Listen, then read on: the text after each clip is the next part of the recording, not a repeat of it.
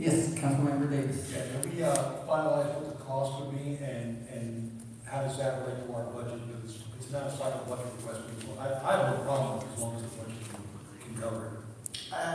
I'm not mistaken, it's about $4,800 to $5,000 for the year membership.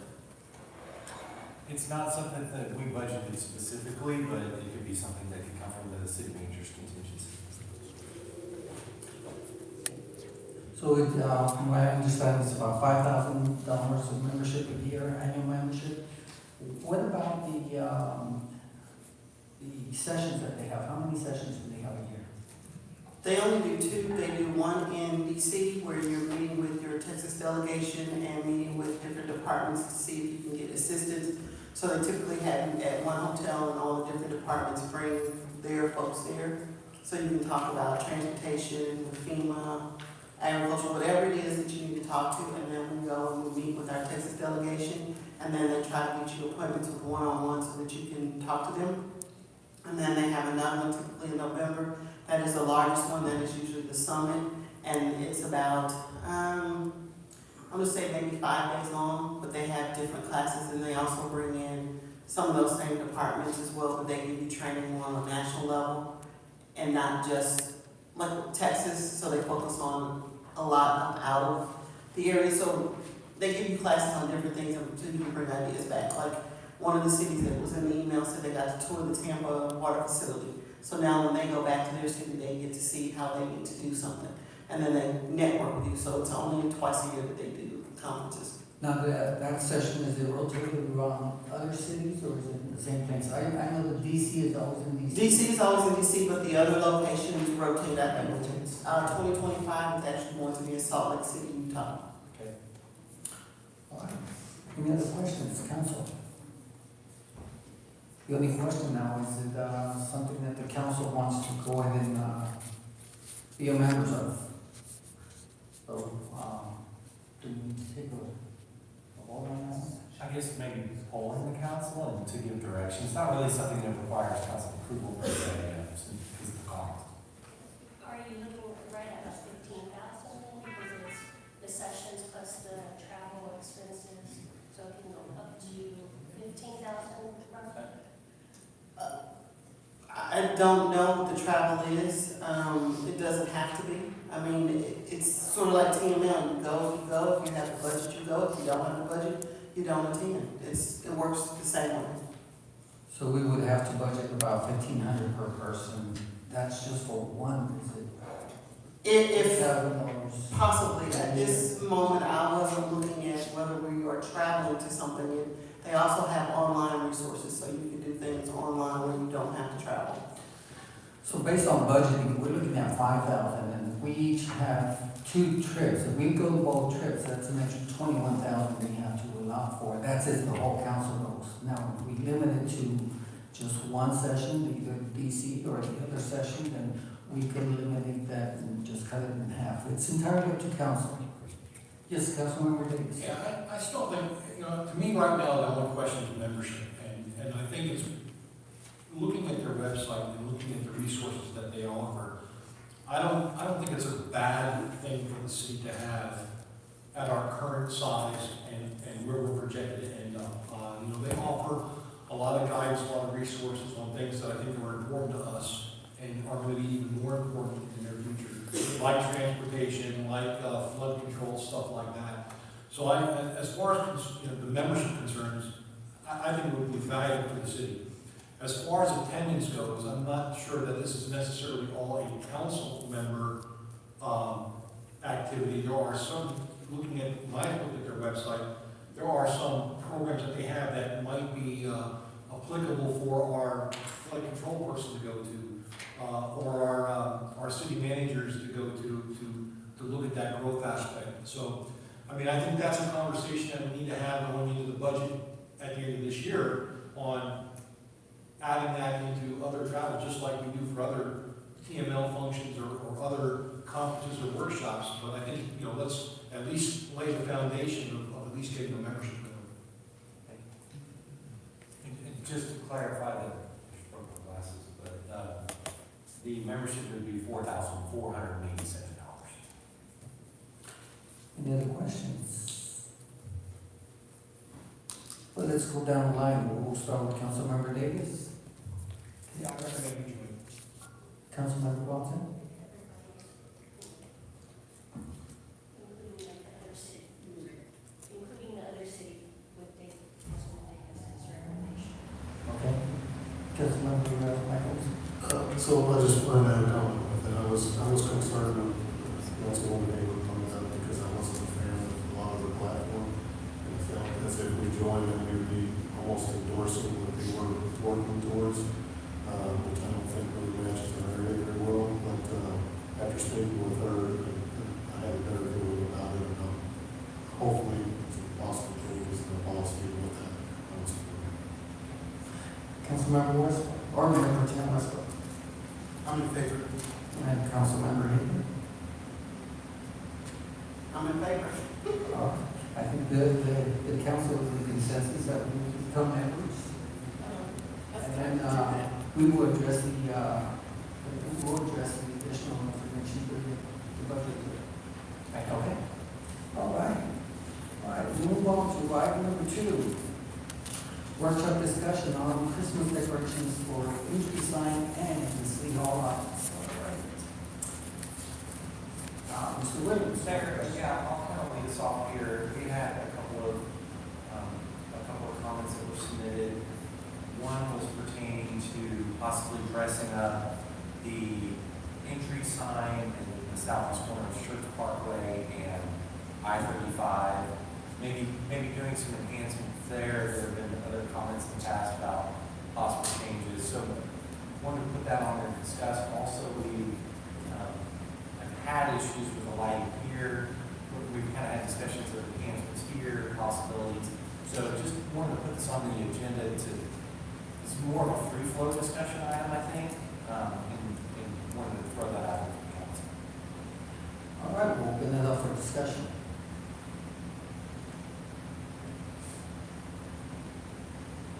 But let's start with the sign, the entry sign on the parkway. I'm in total agreement. This is where, it's the first signage that we have for our city. And I think it needs to be addressed that, sometimes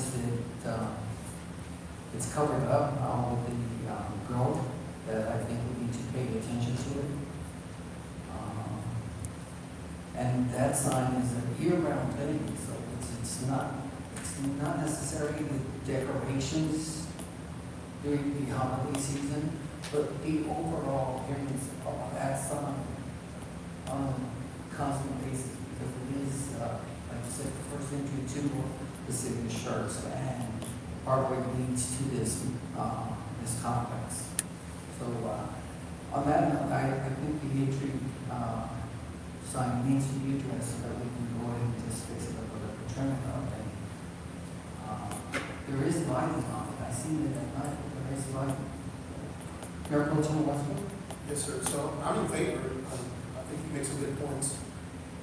Will it come back to the city council in terms of, like, somebody going to decorate it, or will they give us an indication of how it's going to be decorated, or we're just going to leave it up to Parks and Recs to decorate it as they see fit? You're talking about during Christmas time? Yeah, Okay. I think I'm hearing something a little different. Well, it's both. It's both the day-to-day type, and then we have that 1 month of the holiday season. So let's look at the first portion of it, the day-to-day of the entry of that sign. So is it more of a function of maintenance, or would we like to maybe change the sign or do something different? Yeah, I just want to step in. I think it needs a redo. I think it needs a complete makeover. It's very small. I think most people miss it. They don't even recognize it. And it's essentially all that I'm aware of, the only entry sign with Schertz that we have. Maybe I'm missing something, but it just is very bland, and I just don't think it has very much character to it. So I think, to me, it needs to be redone.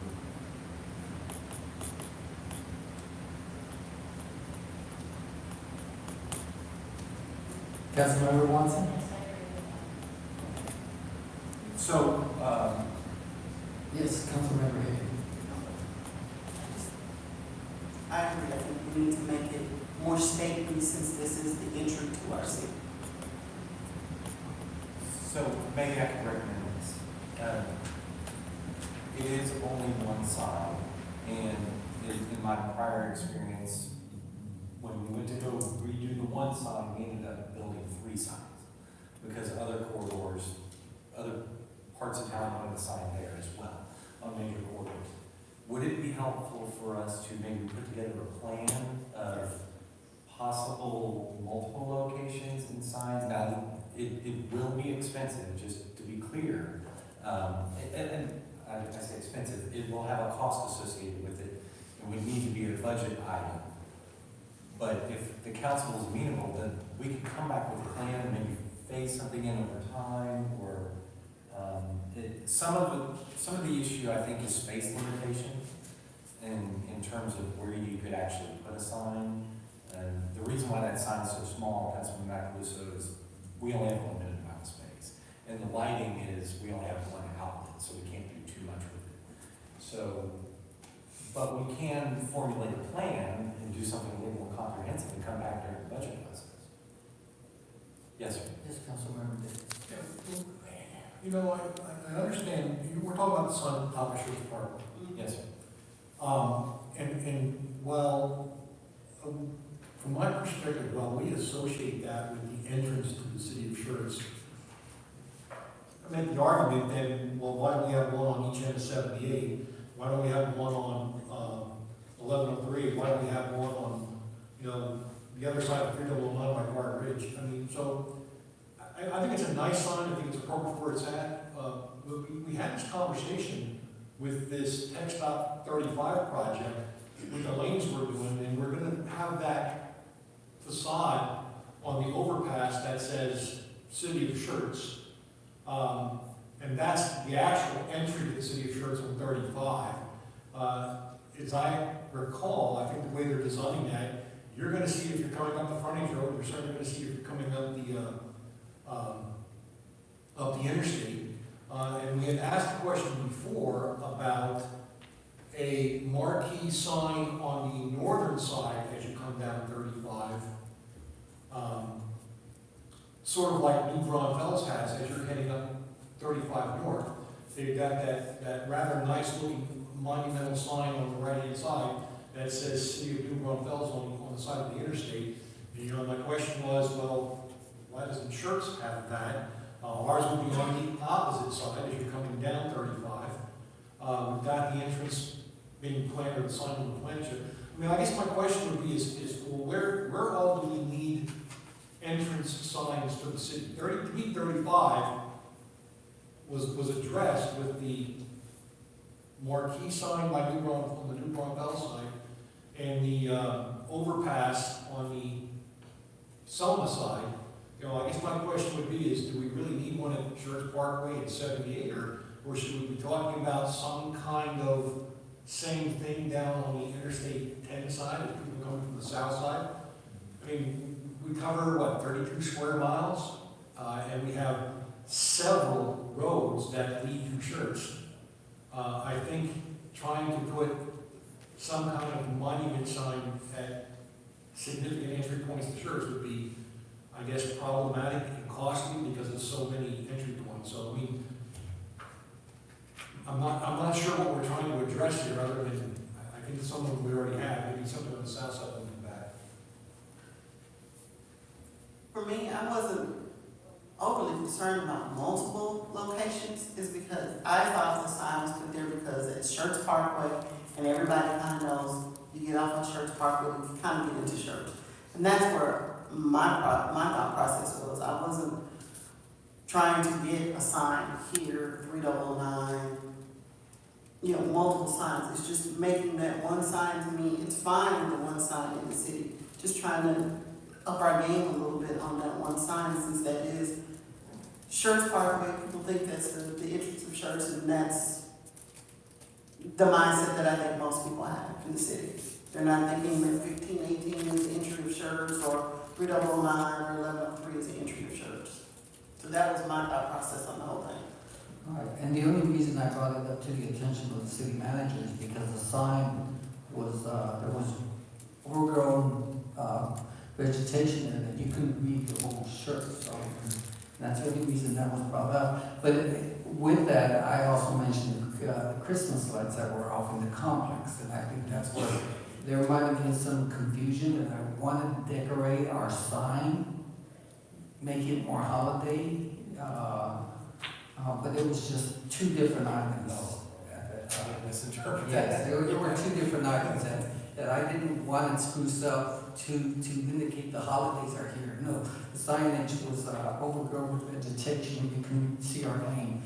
But with that, Councilmember Davis brought up a point. I think we need to focus more on the signage on I-35 and get with tech stuff so that we can put those types of signs that New Braunfels has and Kyle has. I think that will have more of an impact. Because I hate to tear down something that's already there and then rebuild it, which will be no different than what it is. And the main focus has to be on I-10 and I-35.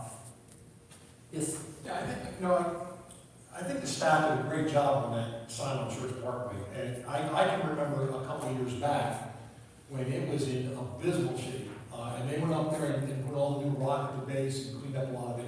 I guess, just like anything else, if it's growing season and some of the shrubs are growing a little bit too fast, we need to maybe be a little bit more proactive. Or perhaps maybe think about the landscaping for something that's not that way. But did we not incur an extra cost for the 35 project for the overpass? So on the turnaround lanes Yes. that are gonna be added, we're gonna have shirts on it, like you see in Kyle and the other cities, so. But Yeah. the design that we wanted, we're ponying up some money already. Yes, I think it's $50,000 or $60,000. It just says Schertz Parkway on it. And Oh, it just says Schertz. I believe it's upwards of $100,000. But it's a permanent sign for $100,000, so I think it's a good investment. There's also the emblems that'll be on the columns too. Yes, that's right. TechStop did provide our signage. I think it was one, we were at four signs on the column. I thought we also had a discussion on possibly also when TechStop gets done with the overpass and that, we were looking at maybe putting the monuments on the side of I-35 like the Broncos and Kyle had. So if we're gonna use that money, to me, I don't know that we need to have multiple signs throughout the city. I think we should leave that monument signs until I-35 has been completed.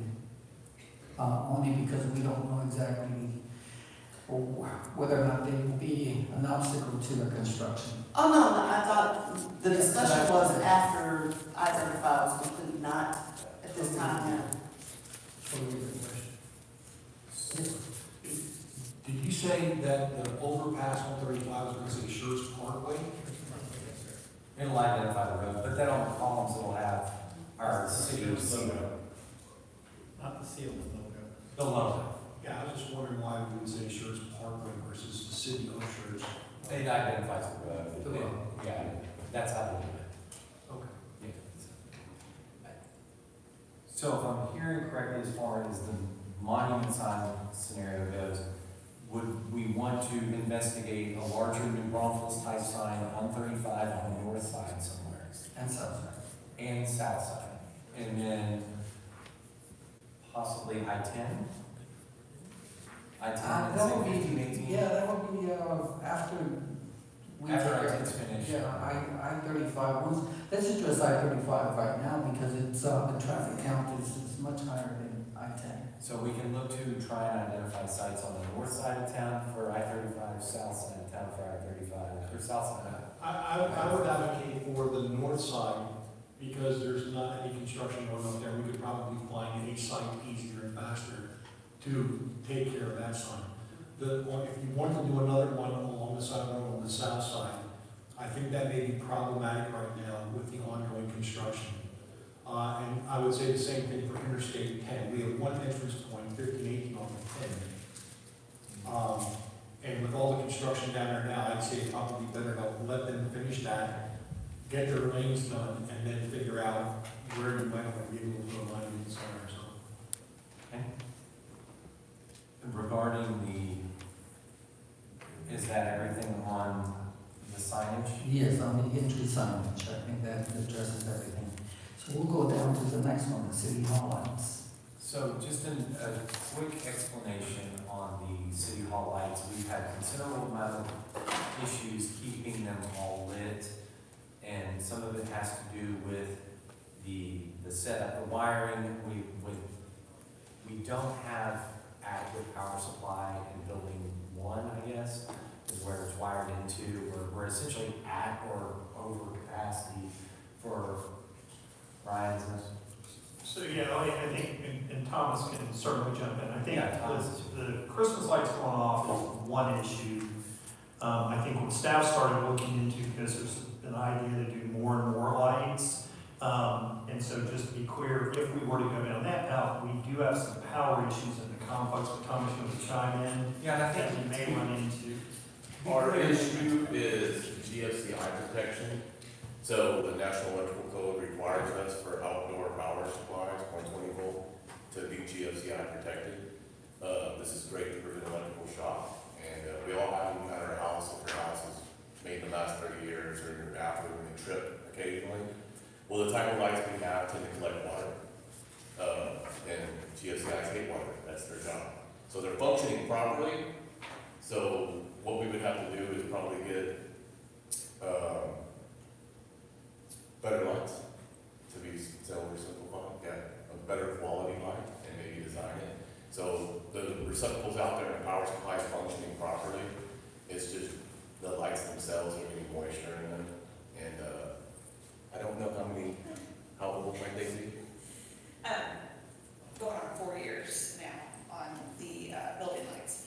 So yeah, we've had some glitchiness. Is it okay if I jump in? We've had some glitchiness this year, so I wanted to apologize for that. It's obviously not our normal work product, so we don't take that lightly. We've been trying to deal with the issues. But yeah, it's numerous things. You know, it's moisture getting in the lights like we talked about. We got some squirrels chewing wiring on the oak tree, which they tend to do, shorting it out. So we rewired the tree once already. And then the separate issue is, yes, the power capability. We are maxed out in the front here for what we're trying to do. That is partly because the roof line lights are not LED, so they're drawing more power. The new lights are LED, so we're able to add more. But if we want to continue to add more and more, we are going to run into this issue, power availability.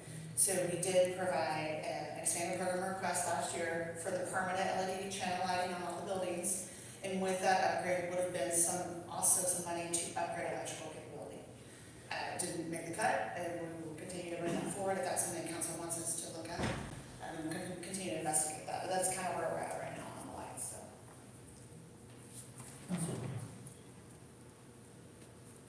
What was our dollar estimate for the permanent LED lights? It was $150,000. To do how many buildings? All the current buildings as you see it, even adding in some of the peaks where we didn't quite do the whole wrap around the building. You know, we kind of did it just facing the front, but it added the entire roof line. I know when we take our budget very seriously, and I've been pushing budget options for a long time, with cut lines and what's below the line, but I think this is one of those things where if this is our goal to present our city in a certain way, I wouldn't mind for this year's budget seeing an updated budget estimate to do the permanent lighting. I've seen a lot of houses now in our community with the permanent LED lighting. It gives us some options. I'm thinking of the Jubilee. It would be an opportunity to do the red, white, and blue lights if they're permanent LEDs.